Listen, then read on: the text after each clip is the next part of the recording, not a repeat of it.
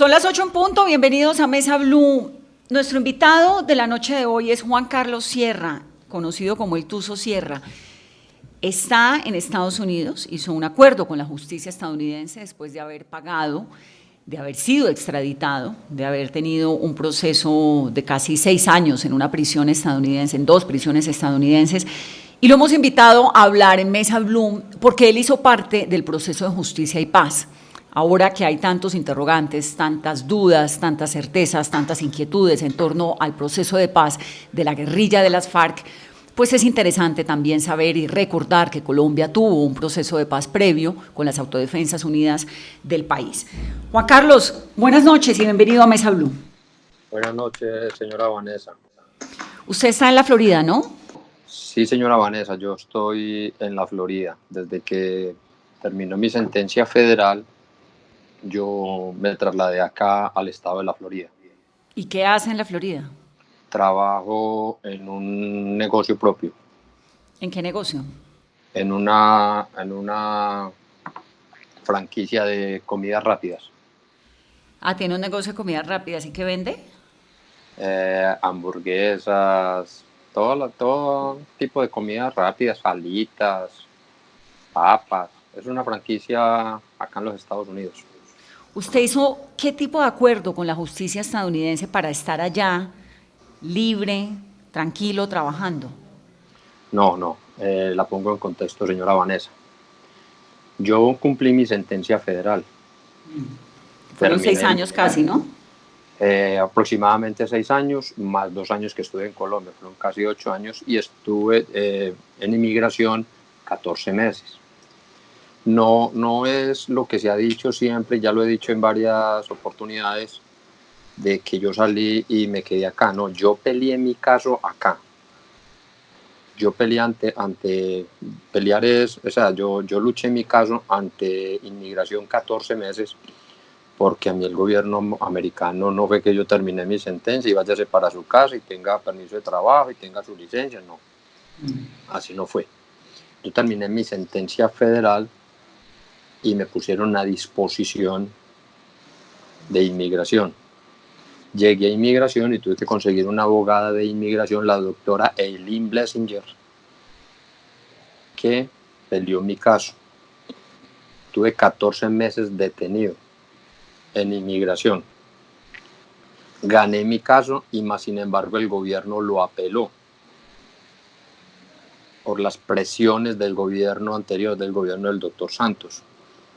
De hecho, en el juicio mío en inmigración hubo unas cartas, ¿cómo se llama? Unas cartas rogatorias pidiendo que me devolvieran al país. Siendo ministro de Justicia Alfonso Gómez Méndez y creo que viceministro era el hijo del doctor Ernesto Samper. Yo peleé mi caso y lo gané. ¿Pero usted está en condición de asilo o en condición de qué? No, yo no tengo asilo porque el asilo no se lo dan a una persona que haya cometido una felonía. Yo estoy en una convención de Naciones Unidas, que es CAT, Convención en contra de la Tortura. ¿Y por qué en contra de la tortura? A raíz de mis declaraciones en 2010 aproximadamente, ante un magistrado auxiliar de la Corte Suprema de Justicia, doctor Iván Velázquez, todas esas declaraciones él las filtró a los medios de comunicación y se volvieron públicas. Entonces corría peligro estar nuevamente en el país. Digamos que el argumento suyo con la justicia estadounidense para poder estar en ese momento en la Florida, trabajar y tener la vida que nos está contando, es que su vida corre riesgo si llega a Colombia, si regresa a Colombia, ¿verdad? Totalmente. ¿Quiénes son sus enemigos aquí? Yo no los puedo identificar porque pues en las declaraciones, en la cooperación que di ante los gobiernos, ante el de Colombia y el de Estados Unidos, pues se mencionó personas de bastante poder y puede uno correr bastante riesgo. ¿Y usted vive con su esposa y sus hijos allá? Sí, señora Vanessa. ¿Cuántos hijos? ¿2? Sí. 2 hijos. Ahora, Juan Carlos, ¿quién le paga a los abogados? ¿Quién le pagó el abogado de migración? ¿De dónde sacó para poderse defender ante algo pues, tan poderoso como un gobierno, el de Estados Unidos, el de Colombia? Pues tengo para decirle que cuando yo llegué aquí extraditado, que yo no me volé de Colombia, yo no rehusé a la justicia, a mí me extraditaron. Llegué acá y a mí me pusieron un abogado De oficio. de oficio. De pronto usted trabaja en Washington y sabe más o menos el sistema americano cómo funciona. Uno llega a la corte y a uno le ponen un abogado de oficio. ¿Ese abogado era Manuel Retureta? No, inicialmente me pusieron un abogado que se llama Ron Ernest, también de oficio. Y el doctor Manuel Retureta representaba a otros 2 personajes que habían llegado conmigo, pero trabajaban en la misma oficina el doctor Ernest y el doctor Manuel, y ellos cogieron mi caso. ¿Y quién le pagó ese abogado? Como le digo, o sea, el gobierno americano le pone a uno a un abogado de oficio y ellos eran los abogados. ¿Y el de oficio, usted siempre tuvo abogado de oficio?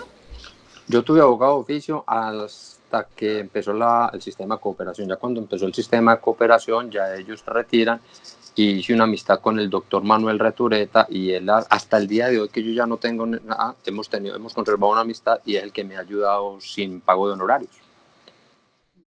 Juan Carlos, dígame una cosa, usted hoy en día, que han pasado tantos años después de Justicia y Paz, usted era un muchacho, ¿no? Que trabajaba, que vendía ropa en Medellín, cuando terminó metiéndose en las AUC.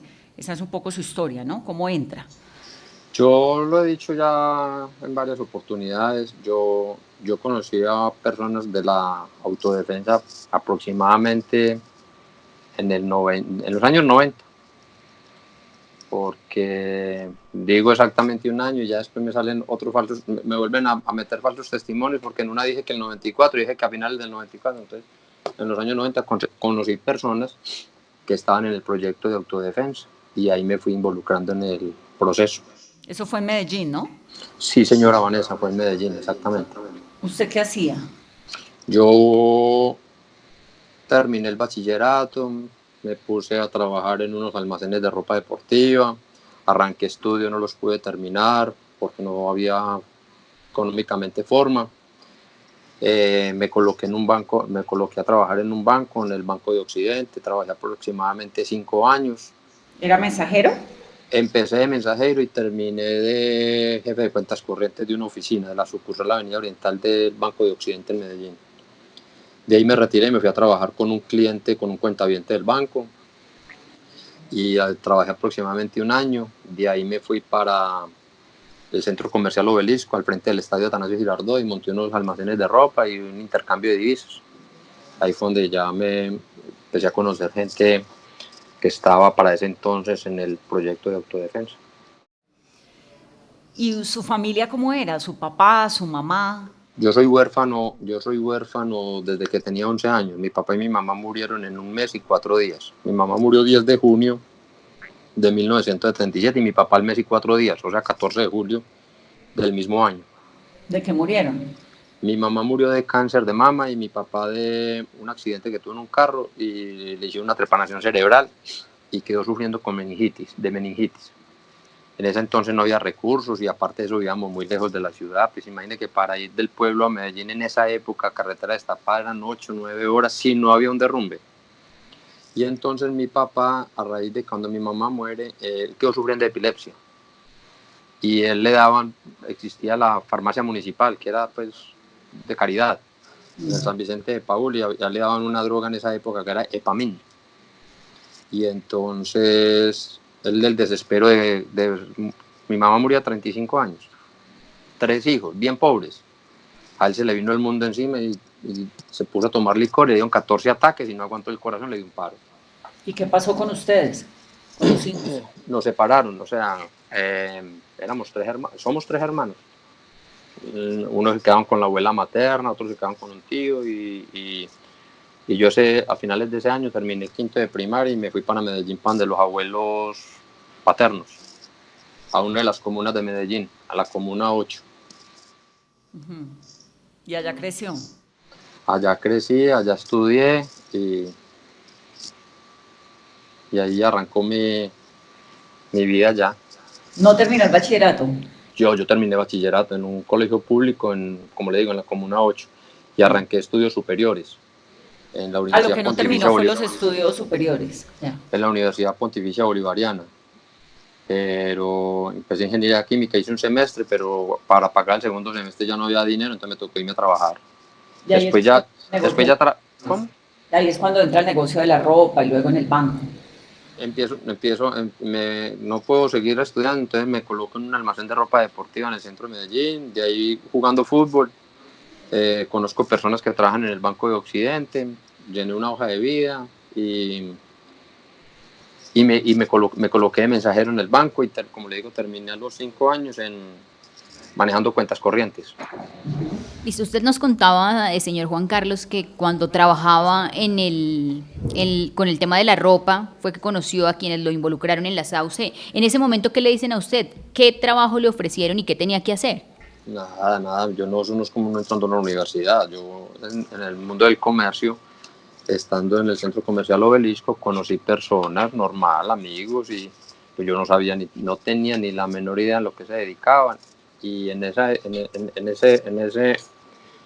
centros comerciales se manejó mucho lo que era pues que el contrabando, porque estaba el Diamante, estaba el centro comercial del Diamante, estaba el centro comercial Obelisco, y conocí unas personas que frecuentaban el centro comercial, y como yo tenía un cambio de divisas dentro del mismo almacén, que en eso entonces no existía ni lavado de activos, no existían requisitos, eso no existía absolutamente nada. Es decir, uno para poner un cambiadero de cheques o de dólares no era sino abrir el local, tener una caja y poner se cambia cheques, y así fue que conocí personas que iban a cambiar dólares o iban a cambiar cheques, y ahí fue donde fui conociendo pues ya toda esta gente. ¿A quién? ¿A quién conoció allí? ¿Allí fue donde conoció a don Berna? No, no. No. Yo conocí en ese entonces a alias el Indio, pero no el indio de hoy, pues, no, sino un indio que se llamaba Diego Roa, y que era una persona que trabajaba para don Berna en ese entonces, y ahí fue donde yo conocí ya a don Berna. ¿Cómo conoció a don Berna? Por eso, como le digo, a través Por de el don indio. Berna, era una persona que vivía en Medellín normal, no tenía problemas judiciales, vivía en la ciudad normal, frecuentaba los sitios públicos normales como el centro comercial, y ahí fue donde yo lo conocí, pero a través de Diego Roa. Pero don Berna, ¿ya en ese entonces era don Berna o Sí, todavía no? sí, pero yo no, vuelvo y digo, yo no conocía ese mundo. Yo venía de un banco, venía de trabajar en una empresa después del banco, un cliente del banco, y yo conozco a este muchacho, pero como le digo, por lo del cambio de dólares, por el cambio de cheque, haceme este favor, cambiame estos larcitos, cambiame este cheque. Y ahí fue donde yo lo fui conociendo, pues yo no tenía ni idea de la época para atrás, de que pues no. Él había sido del EPL, ya era, No tenía ni idea. ya era de la oficina de Envigado o todavía no, o usted no lo sabía. Para ese entonces, como le digo, para ese entonces, cuando yo conozco a Diego, yo no tengo ni idea que es una oficina en Envigado ni nada. ¿Me entiende? O sea, yo lo conozco a él como una persona que va al almacén normal, había sido policía, estaba retirado de la policía, mantenían en el centro comercial. Y ya como me voy dando cuenta de que existe una oficina, de que existe esto, ya con el transcurso de los años.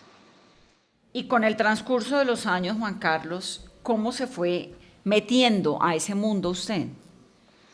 Porque como yo venía del mundo de un banco, venía de una empresa donde se trabajaba con cambio de divisas, entonces ya me volví la persona que, haceme un favor, tenemos $10,000, cámbiamelos, haceme un favor, necesitamos comprar un carro, ven a tener esta plata y usted no lo... ¿Sí me entiendes? ¿Sabes?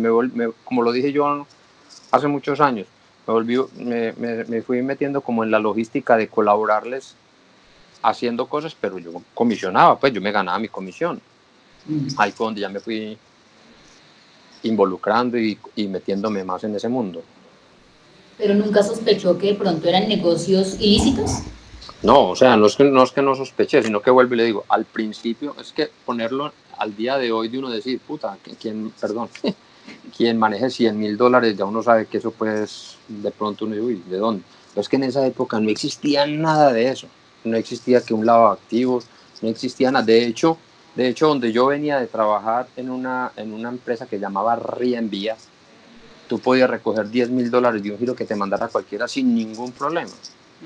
Entonces no era que yo sospechara o no sospechara, vuelvo y le digo, no soy un inocente que después vi los mundos de dinero, vi las cosas, y, pues, obviamente, pero lo estoy poniendo en el contexto de cómo arranqué. Sí. ¿Y en qué momento se dio cuenta del mundo en el que estaba metido?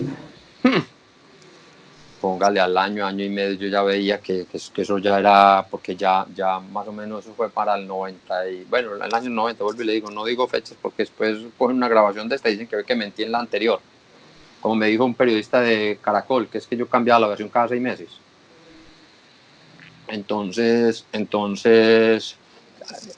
ya más involucrado y conociendo más personas, pues vi que era un mundo ilegal, de la ilegalidad. ¿Cómo? ¿Cómo se dio cuenta? Pues con el manejo de los dineros, porque ya fui conociendo, ya don Berna se traslada en los años 97 aproximadamente para Valencia, Córdoba, y ya yendo a visitarlo allá y a ir allá, ya uno veía gente uniformada y todo, ya uno sabía, ya uno pues no necesitaba tener 5 de frente para saber que ya estaba en otro cuento. Y usted, ya cuando se enteró de lo que estaba pasando, de lo que estaba viviendo, ¿por qué siguió ahí? Porque está uno joven y la ambición y las ganas de dinero. No le puedo decir otra cosa. Ya don Bernay se puso uniforme y ya es cuando se No, consolida la yo a don SAUCE. Berna jamás en la vida lo vi uniformado, excepto en Santa Fe de Ralito. Pero usted sabía que él era un jefe paramilitar. A ver, ya yo vuelvo y digo, no, lo pongo en el Cuando se da contexto de... cuenta, pues ya después. Sí, ya cuando él está en los campamentos arriba en Córdoba, en Valencia, exactamente en el corregimiento Villanueva, ya uno, ya hablando más, pues ya me comenta cuál es el proyecto que está de la SACU en ese entonces, ¿Y cuál era el proyecto? de combatir la guerrilla, porque para esos momentos estaba tomado el país por la guerrilla. Entonces él me comenta de qué es lo que está pasando y qué es lo que hay. Yo empiezo a ayudarles en lo mismo, en la logística de Medellín, pues yo no tenía ningún problema. O sea, yo empecé recolectando, o sea, yo les ayudaba con la parte de recolectar los dineros, de cambiarlos, de recibirlos, de guardarlos, de llevarlos, de traerlos. Usted terminó, Juan Carlos, convertido en uno de los financiadores más grandes del paramilitarismo. ¿Esa plata salía de dónde? ¿De la coca? No, señora Vanessa, no. Yo no. Yo recolecté dineros. Lo que he dicho en Justicia y Paz, y lo vuelvo y lo repito. Yo no trabajé yo trabajé para una estructura de la Organización de Autodefensa, que fue la comandada por don Berna, o en la autodefensa por Adolfo Paz. Yo no trabajé para la organización como tal. No, pero bueno, recogía dinero en Medellín y ese dinero venía ¿de dónde? De la mafia. No, yo no recogía dinero, lo que digo, a mí me entregaban dinero ellos. Yo hice mis propios negocios de narcotráfico. Yo he confesado en todas las versiones, lo he dicho allá, lo reconocí aquí, para la expansión de la Organización de Autodefensa, pero en la estructura manejada por don Berna.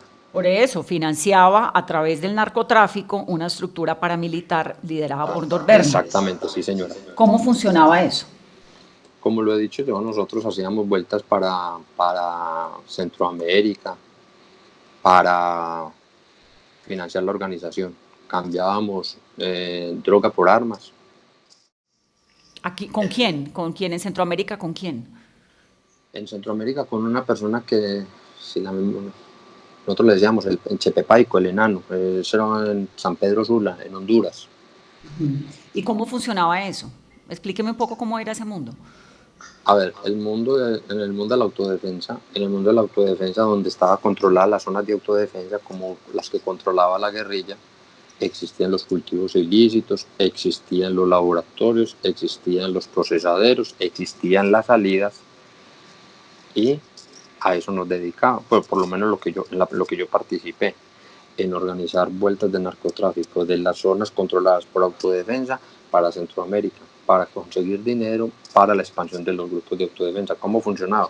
Es decir, si íbamos a hacer una vuelta, pues se recogía la mercancía de los mismos comandantes de autodefensa, se organizaba la vuelta en lanchas, en aviones, en lo que fuera, a Centroamérica, llegaban y nos devolvían dinero y nos devolvían armas. Esa era la... ¿Había una permisividad de las autoridades? Pues usted sabe, vuelvo y lo digo, o sea, nunca se hizo nada, o por lo menos yo no hacía nada sin ayuda de autoridades. ¿Los sobornaban? ¿Sobornaban las autoridades? Pues eso no sé cómo se llama ese sobornano, pero pagábamos lo que nosotros llamábamos el impuesto de salida, pagábamos información, y es lo que sigue sucediendo por lo que veo en las noticias. Sí, había un beneplácito, ¿no? Un permiso, una permisividad. Exactamente. ¿Esa permisividad, Juan Carlos, era por plata o era por una ideología antiguerrilla? Plata. La de nosotros, o por lo menos yo, me creía el cuento de que era para combatir la guerrilla. Ya las autoridades, no sé, dinero. En algún momento las AUC llegaron a tener, bueno, presencia en casi el 35% del Congreso, ¿no? ¿Usted ese porcentaje lo comparte? Eso lo dijo Mancuso y Vicente. Eso lo dijeron, ¿no? Sí, señora. Vicente Castaño y Mancuso. Sí, sí. Pero además tenían alcaldes, diputados, miembros de las altas cortes. ¿30.000 excombatientes o cuántos alcanzó a tener las AUC? Pues según la de movilización fueron 30.000 o algo así, pero ya usted ha visto en el transcurso de los años que hubo muchas personas que aparecieron desmovilizadas que no eran la autodefensa. Que compraron una franquicia. En el caso suyo fue un poco así, ¿o no? Yo le cuento mi caso. ¿Usted compró una franquicia para entrar a las AUC y ahí salir en justicia y paz? Falso de toda falsedad, señora Vanessa. Yo le cuento la historia. Yo soy requerido por las autoridades americanas en un endaime con Carlos Castaño y Salvatore Mancuso, máximos jefes de la autodefensa. El indictment mío dice lo siguiente: por pertenecer a un grupo denominado AUC, ¿cierto? Yo jamás en la vida, jamás, don Berna me pidió a mí un peso para desmovilizarme, o jamás yo le tuve que dar un peso a él para desmovilizar. Jamás, jamás. Vuelvo y lo digo y lo reitero. Por eso de pronto los periodistas a veces dicen que yo cambio la versión o que yo digo lo que... No, yo no puedo cambiar la versión porque es que a mí nunca me piden. No puedo hablar si el Mejía Múnera, era los mellizos, yo no tengo ni idea. Si Gordolindo, no tengo ni idea. Yo hablo por mí. Entonces, si yo soy pedido en un endaime por pertenecer a la AUC y hay un proceso de paz con la AUC, ¿qué debo hacer yo? Desmovilizarme con la UCE. Y eso fue lo que hice. De hecho, perdón, señora Vanessa, de hecho, la primera reunión exploratoria con el gobierno nacional sucedió en noviembre del 2002 en el corregimiento del Guadual, municipio de Valencia, Córdoba. Y yo ya había sido pedido, no habíamos sido pedido en extradición en septiembre, es decir, 2 meses antes. Yo estaba enterado de todas las reuniones. De hecho, cuando se instala la mesa de paz en Santa Fe de Ralito en 2004, yo estoy ese día allá presente. Pasan el listado de los comandantes que se van a desmovilizar y que van a quedar dentro de la zona de ubicación de Santa Fe de Ralito. Yo estoy ahí. Claro, no, ya estaba ahí adentro, pero digo, ¿qué tan usual era esa modalidad de que algunas personas que tenían dinero suficiente, pero que no necesariamente habían hecho parte de las AUC, compraran una franquicia, como pasó ahorita con el proceso de paz de los guerrilleros también? Por eso yo no puedo, porque yo no tengo ni idea. Yo no sé si los mellizos lo que dicen que le compraron a Vicente Castaño, yo no tengo ni idea. De Gordolindo que si le compró a Nano, yo no sé. Es que yo a todos ellos los conocí dentro de la organización, yo no los conocí por fuera de la organización. Yo puedo hablar por mí que jamás en la vida compré franquicia porque yo no era comandante.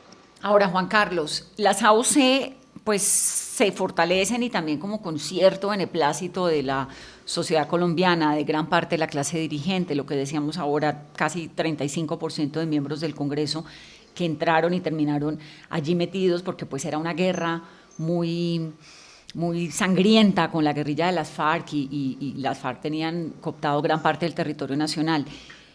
Pero en un momento esta guerra fue rompiendo todos los esquemas y todos los respetos del derecho internacional, fue volviéndose una cosa pues espantosa en la que hemos visto lo que ocurrió dentro de las AUC, ¿no? Los desplazamientos, la violencia de ese nivel tan espantoso, los hornos. ¿Usted cómo vivió todo eso? ¿En qué momento se dio cuenta de lo que hacían las AUC? Lo que pasa es que, vuelvo y le digo, yo siempre estuve fue en un sistema financiero, yo no participé en operaciones militares, yo no tuve... Pero ¿se enteraba? Sí, claro, uno se enteraba, pero y si yo no tenía mando, yo, por ejemplo, yo qué podía decir o opinar ¿Se enteraba de qué? de lo que usted acaba de decir, o sea, que había una toma guerrillera, que había una toma de la guerrilla, entonces los paramilitares llegaban a esas zonas a pelear y que se violaban derechos humanos, pues obviamente eso uno lo sabía, pero uno no podía opinar, o uno que, si yo no, es que yo viviera en la ciudad, yo era una persona, los que manejábamos dinero, los que parecíamos de parte financieras éramos los más ocultos, pues los que menos, es decir, si yo iba donde Berna a los campamentos era porque tenía que ir donde él y ya, pero yo no éramos los, ¿cómo le digo yo? Como las personas que más resguardadas estábamos. Y Juan Carlos, para usted, ¿qué significó haber sido paramilitar? Para usted, ¿qué significó haber sido paramilitar? Lo que yo le dije ahorita, yo me creí el cuento y yo sí creía en que había que combatir la guerrilla, porque era increíble que usted no pudiera ir al pueblo de uno donde usted llegaba en carretera y te salía la guerrilla a hacerte daño, donde tuve familia que fue asesinada por la guerrilla, o sea, yo me creí el cuento. Y hasta el día de hoy lo seguiré creyendo, que había que combatirla. O sea, ¿no se arrepiente de haber sido paramilitar? No, yo sí me arrepiento de lo que participé y de lo que con lo que financié, con lo que ayudé, con lo que hice, se cometieron crímenes. Claro que me arrepiento, totalmente. ¿Usted cree ahora que el país pues, puede mirar como con un poco más de calma ese proceso de justicia y paz? ¿Qué reflexión tiene? ¿Cómo mira hacia el pasado y dice, bueno, esto era necesario, lo hicimos así, no lo hicimos, nos equivocamos? Digamos, ¿qué reflexiones le pasan por la cabeza? No, nada, que esto era lo que había que hacer, que no había otro camino que negociar, que hablar con el gobierno. Jamás en la vida nos imaginamos que íbamos a terminar donde terminamos, pero extraditados. Vuelvo y le digo, yo no sé si el gobierno tenía razón, no tenía razón, si la gente siguió delinquiendo, no tengo ni idea. Yo hablo por mí, porque es que los ¿Por qué lo delitos son extraditaron? personales. ¿Cómo? ¿A usted por qué lo extraditan? Yo le digo, este es el momento, señora Vanessa, en que metí todos los derechos de petición habidos y por haber, donde me dijeran en qué seguí delinquiendo después de agosto del 2006. Y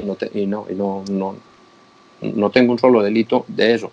Me abrieron procesos. Yo cuando yo me entrego, yo no tengo ningún proceso, solo el de extradición. Es decir, y es más, cuando yo llego a la estación de Río Negro, que me entrego voluntariamente, no me podían ni siquiera dejar de... Para ese entonces el general Naranjo era el director de la policía y ponía problema porque yo no tenía una orden de detención. Yo no tenía delitos. Me abrieron todos los procesos que usted se imagine después del 2010, después de que el magistrado auxiliar, que le di las declaraciones en el proceso madre de la parapolítica, filtró mis declaraciones.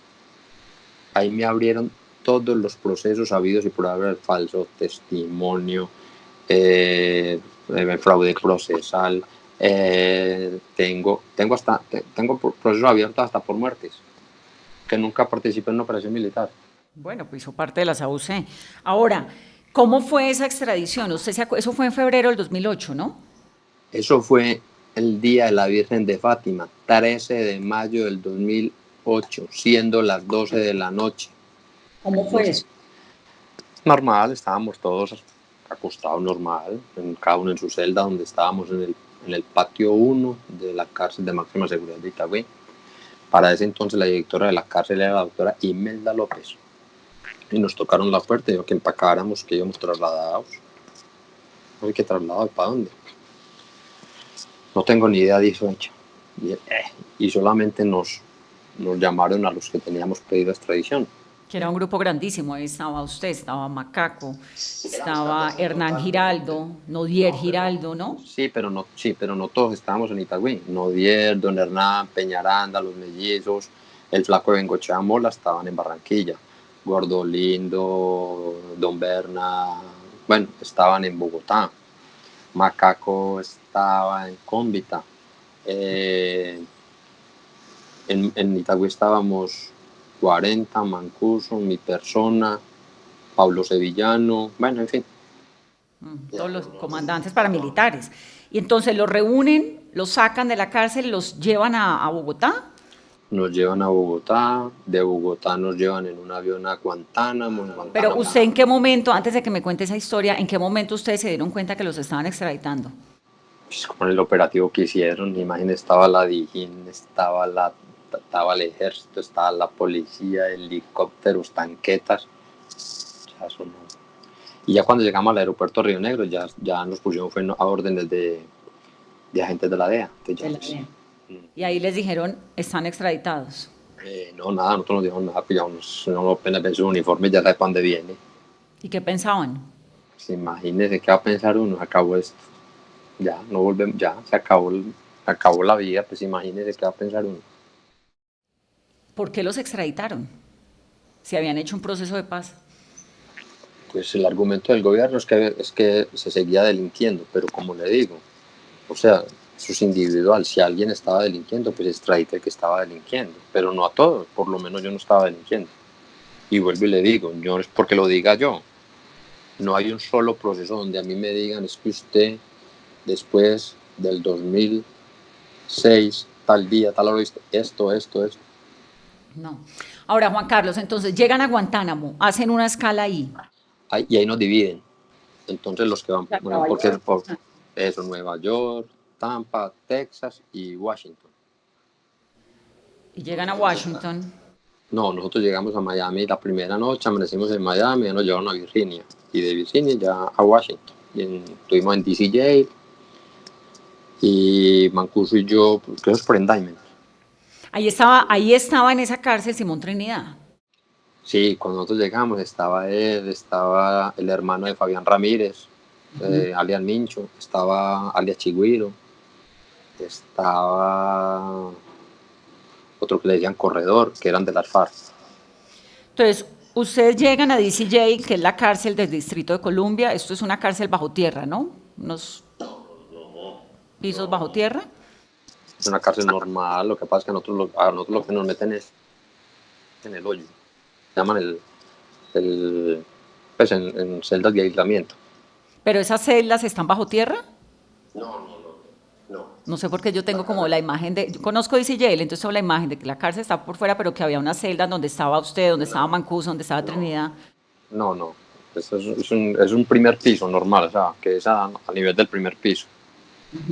Esa cárcel tiene varios pisos, pero lo que es el hall, estábamos en el primer piso.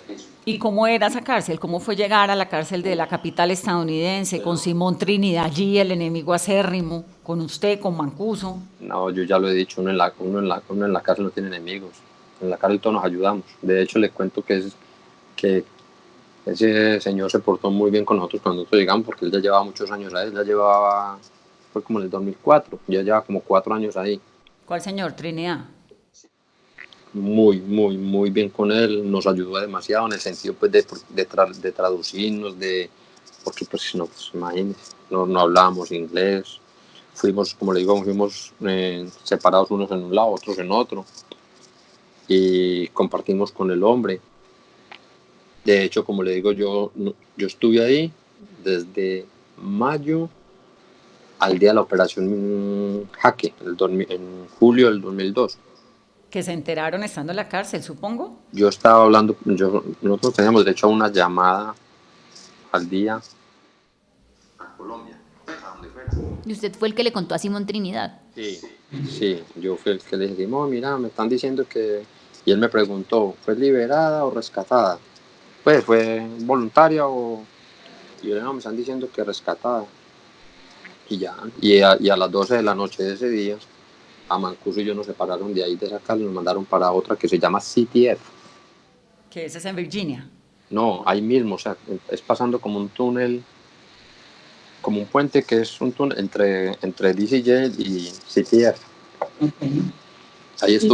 Ahí estuvimos también aislados en el hoyo, Mancuso y yo, como, no sé, como 6 meses. Yo no me acuerdo ya pues todo el tiempo que estuvimos ahí, y ahí es donde nos mandan para Virginia a Northern Neck Regional Jail.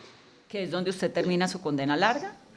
Es ahí donde ya termino, sí, y donde asisto a las videoconferencias con Justicia y Paz, y donde tengo las reuniones con el doctor Iván Velázquez. Venga, Juan Carlos, cuando usted llega a la cárcel, a Washington, que dice que ahí estaba Trinidad y que los recibe bien y que los ayuda, etcétera, ¿de qué hablaban? Nada, nunca un tema de confrontación de paramilitarismo contra guerrilla, absolutamente nada. Ahí lo único que uno hacía era tratar de ayudarse entre nosotros mismos, los colombianos, en qué podíamos, porque es muy duro, ese confinamiento ahí en el hoyo es muy complicado.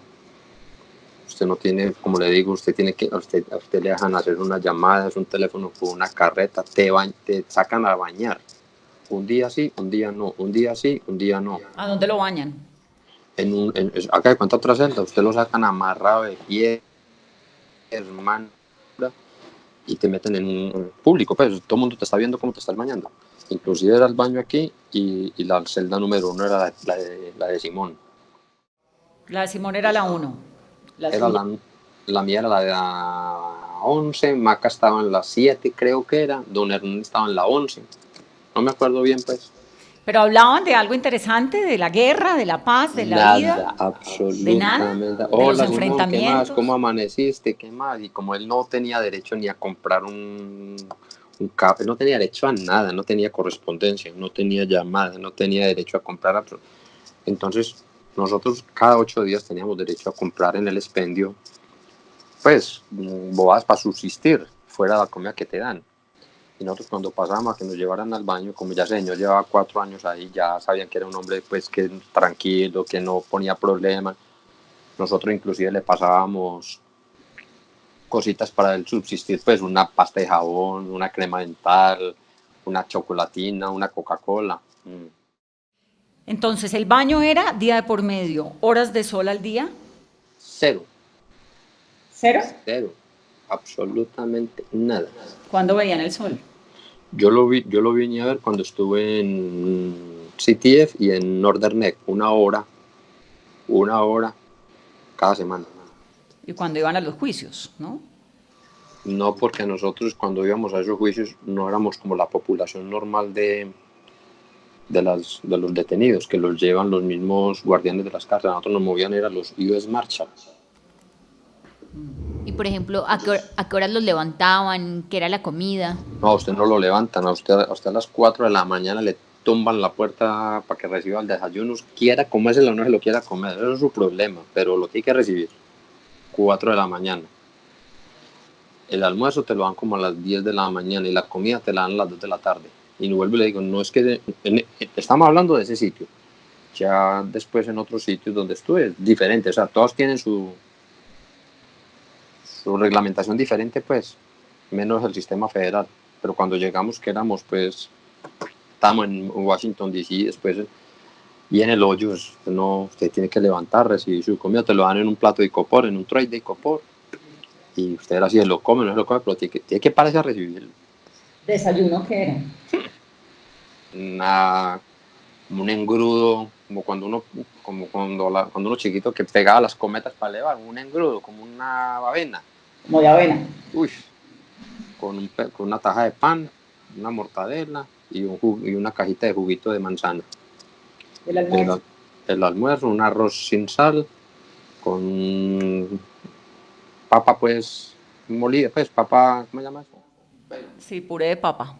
un puré de papa, los mismos dos pancitos y el mismo juguito.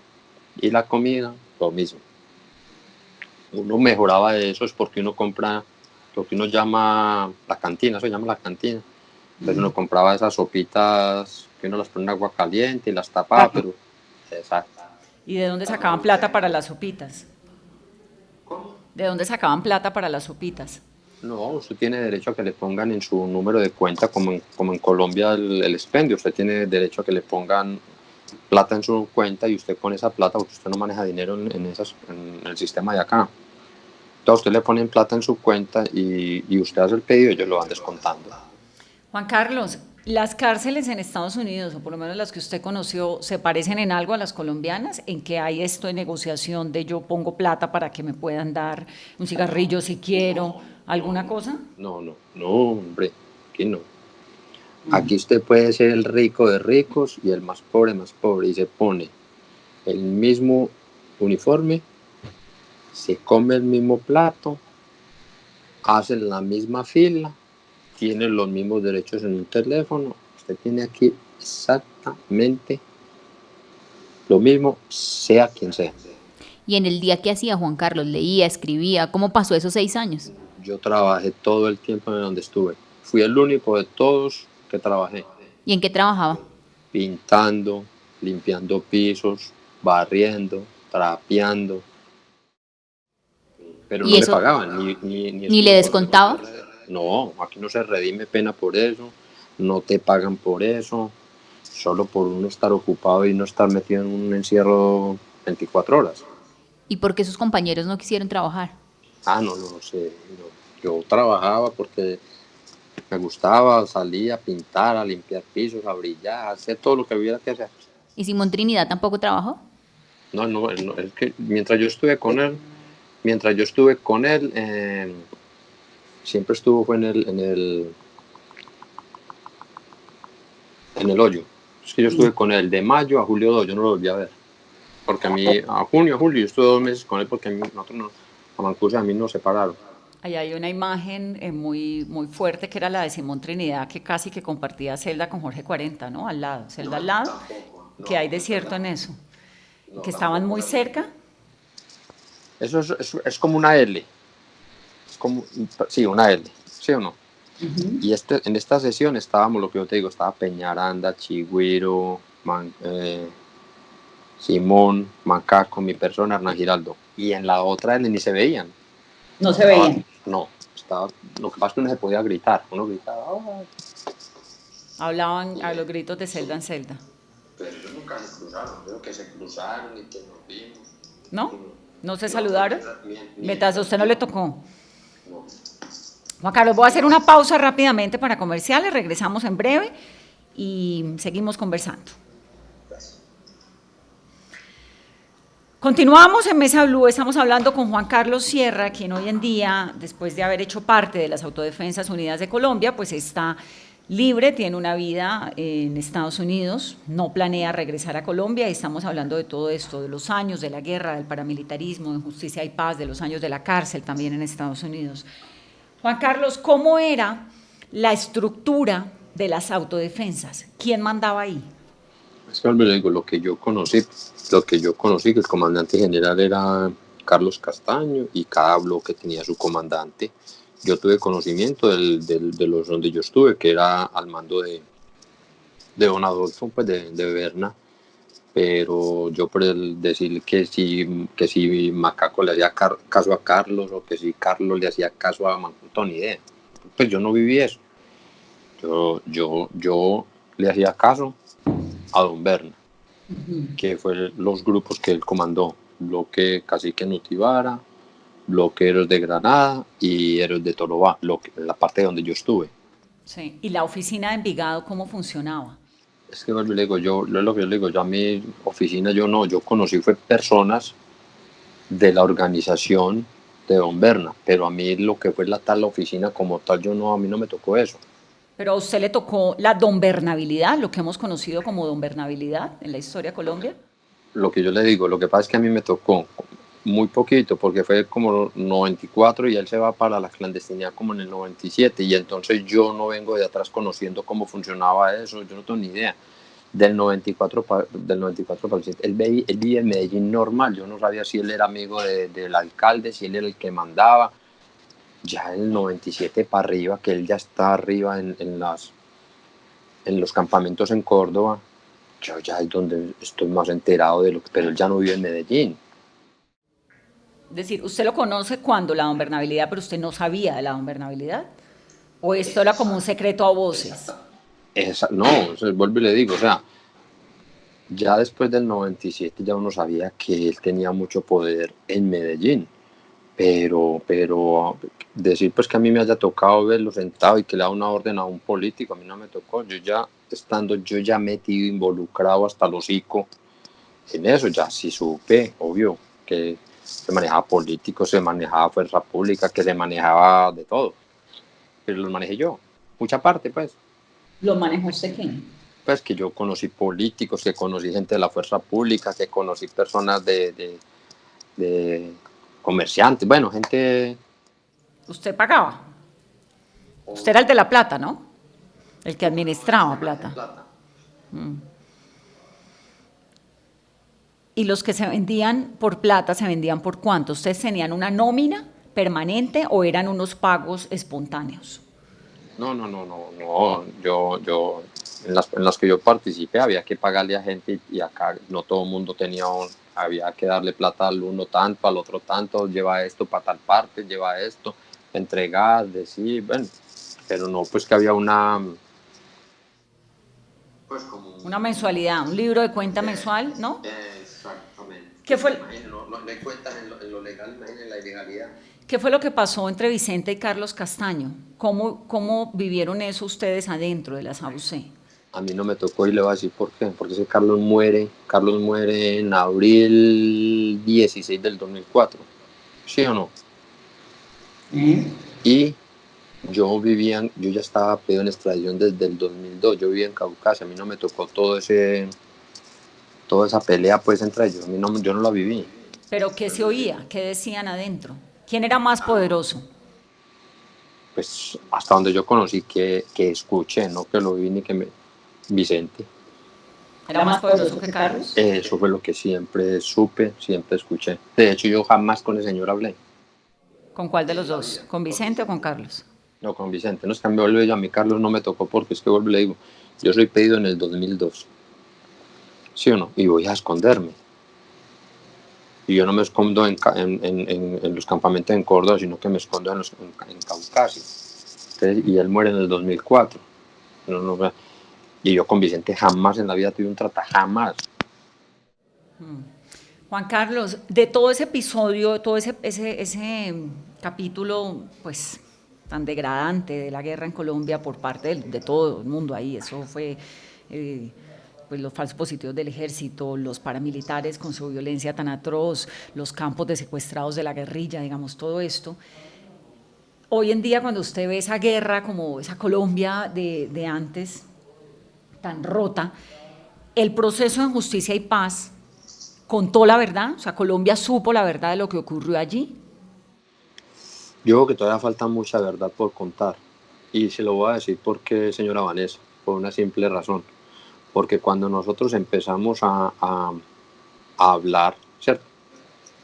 Cuando nosotros empezamos a hablar y a decir y a hablar de esto pasó así, así. Todo eso está, pienso yo, lo digo por mí, engavetado. Y lo han utilizado políticamente. Yo hablo por mí, yo no hablo por, ¿cierto? Porque de todo lo que yo he dicho, o de todo lo que hablé, de todo lo que conté, ¿sí? En justicia y paz, créame lo que falta muchísimo. Pero como le digo que ese magistrado, cuando empezó con el proceso de la parapolítica, lo utilizó políticamente. Porque si yo me pongo a ver muchas cosas, ni las han tocado. ¿Cómo qué, por ejemplo? ¿Qué hay del capítulo que usted conozca de la vida de la guerra, que usted dijera, yo creo que Colombia no por usted, porque usted ya está del otro lado, pero por las generaciones que vienen, ¿qué contaría que no se haya contado? No,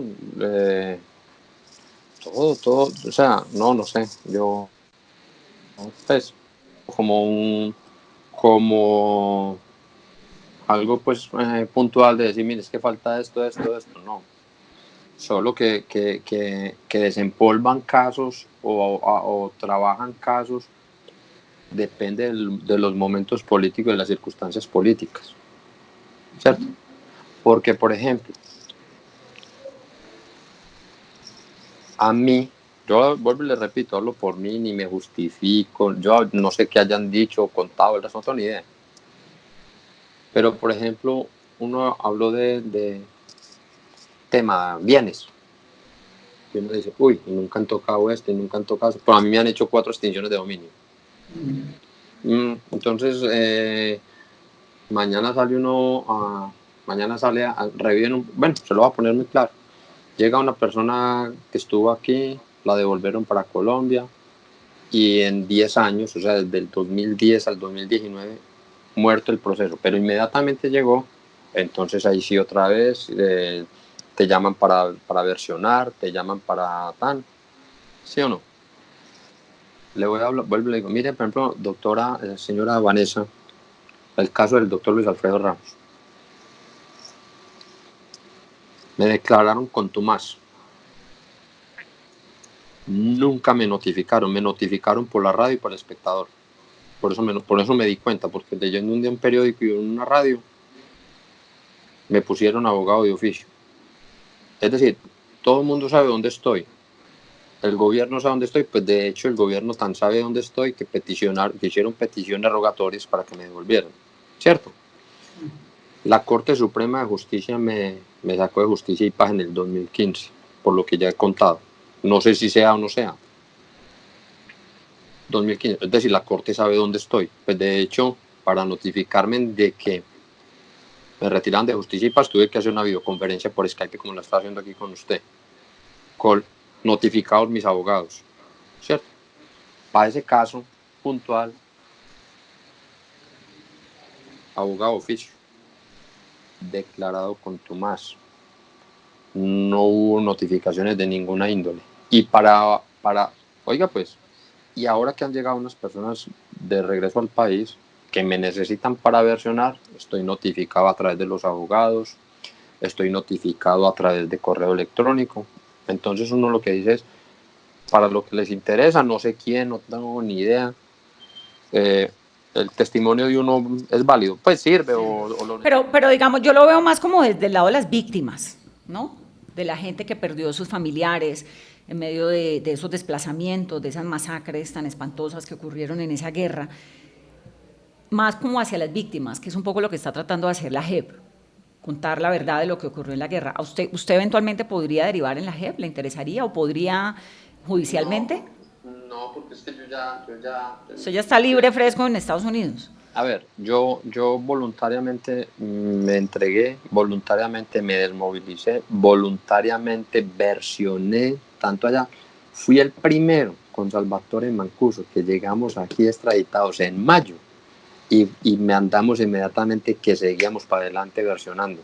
De hecho, recibí visitas de ese entonces de Luis González León, de Francisco Javier Echeverry, que era el director de Asuntos Internacionales. Empecé a versionar, jamás en la vida me negué a seguir versionando. Resulta que resulté siendo que yo era un narcotraficante, como decía, químicamente puro, y entonces si no les interesa Pero si me está diciendo que todavía hay un montón de historias que podría contar. por eso, pero si no las pude contar en Justicia y Paz, no, ¿ya para qué?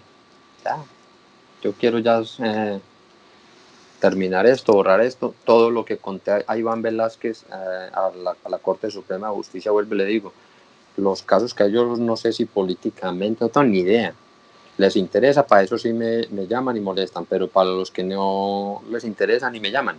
Es que no es un asunto de políticos, es un asunto de víctimas, de la gente, que no saben dónde están todavía sus hijos, dónde quedaron algunas fosas, por qué hicieron desplazamientos, por qué pasó Mampuján, que eso es lo que está haciendo la JEP. Ok, sí señora, pero es que yo no tendría información de eso porque yo no participé en operaciones militares, no tengo conocimiento de fosas, yo no tengo conocimiento. De hecho, en mi proceso no tengo registrada víctimas, porque es que pues yo qué información le podría dar a la gente de una fuerza y no tengo ni idea. Yo no estuve en el, pues Sí, en lo el, suyo fueron las finanzas. sí señora. Juan Carlos, muchas gracias. Muchas gracias a usted. Gracias por compartirnos su historia. En este programa pues hemos escuchado de tantas versiones de todo lado. Aquí vienen exguerrilleros y nos cuentan cómo está el proceso de paz. Hablamos con políticos, hablamos con unos y con otros y pues era importante también escuchar qué piensa usted, que fue uno de los líderes financieros de las autodefensas durante tantos años de ese proceso de paz. Gracias por estar con nosotros. Y a ustedes que tengan una muy feliz noche. Esto es Mesa Blue.